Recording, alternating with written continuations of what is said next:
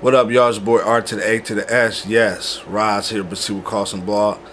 Today we're going to talk about Step, the movie, and basically want to use this as a time to give a little commentary on failing schools.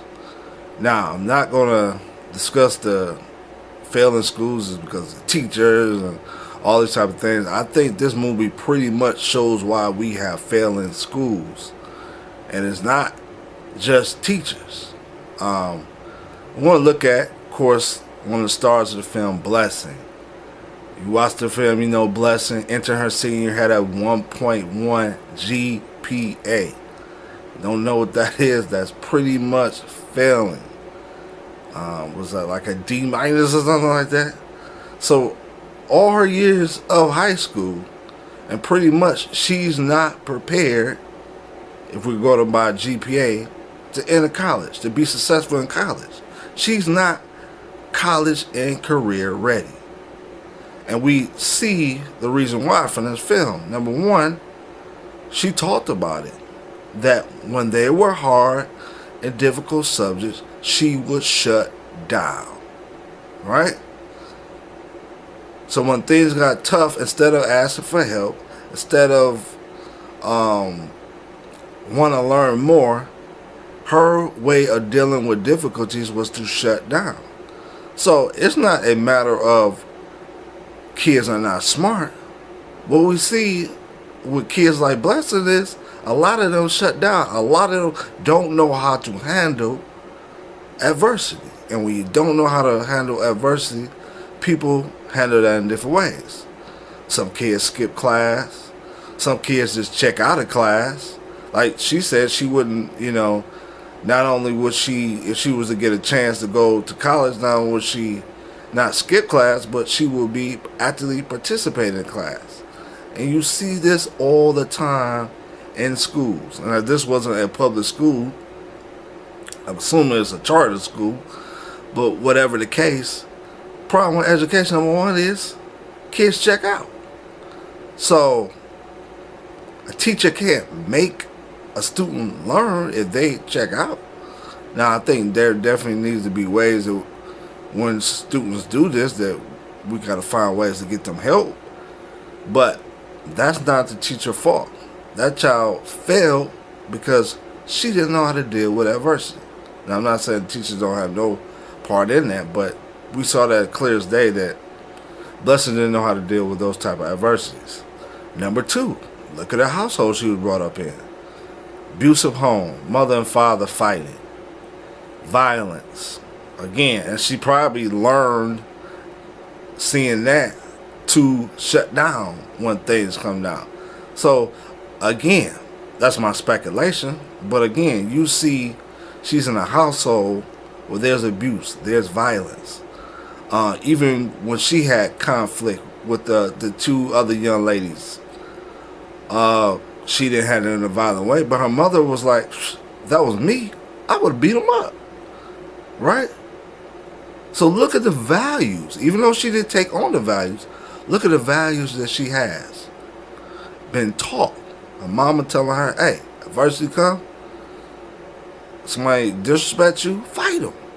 Now, of course, we know that in the real world, you can't do that if you expect to survive, you expect to be something like, because you do that, you can get arrested, you go get kicked out of things, etc., etc. But that's the environment she came from.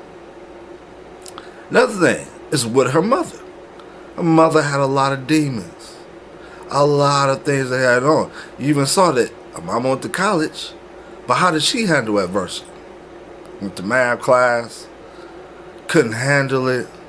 So what she do? She would withdraw, before she got a failing grade, because she didn't know how to do math very well. Did she ask for help? Probably not. Just like her daughter didn't ask for help. Adversity. Kids don't know how to handle things. Even her mother as an adult didn't know how to handle things. So instead of getting help, she ran away. And that's what you see once again. This is why our public schools, charter schools, education is failing. Because we have to address the social psychological issues. It's not just they don't know how to do the pen and paper, or it's not that they're not intelligent. They don't know how to handle the other issues in life.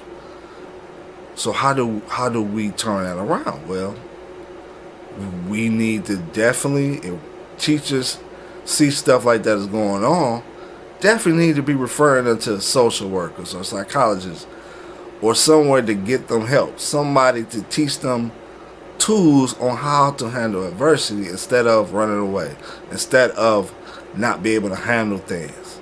And you see that with this movie. Now, of course, as we saw with this movie, the counselor was basically somebody who helped save this young lady's life.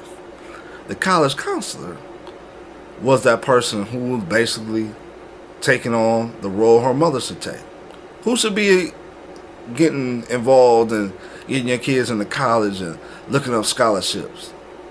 I would argue it's not the school counselors, though they should, but it's the parents. They the ones that got to pay all the money, right? So they should be the ones that be involved in trying to help their kids to be in college. But she didn't even have that help. So somebody had to step in. Even when her mama was invited to whatever, it was like a parent night, whatever, mama didn't even show up.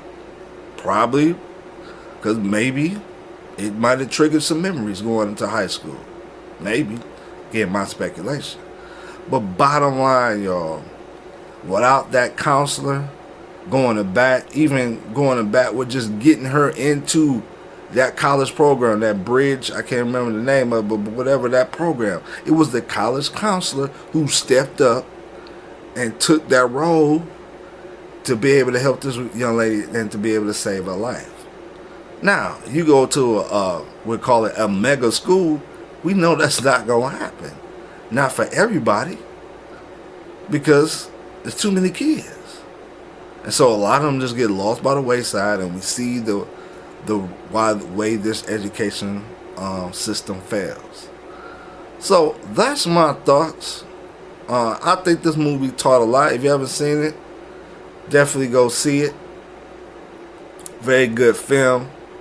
But yeah, man, this movie shows why the education system in America is failing, particularly with those, poor students, those who come from backgrounds with poverty. It shows it right here in this movie. So that's my thoughts. Love to hear yours. Proceed with Caution Blog. Skip Bailey Sutton. I'm out.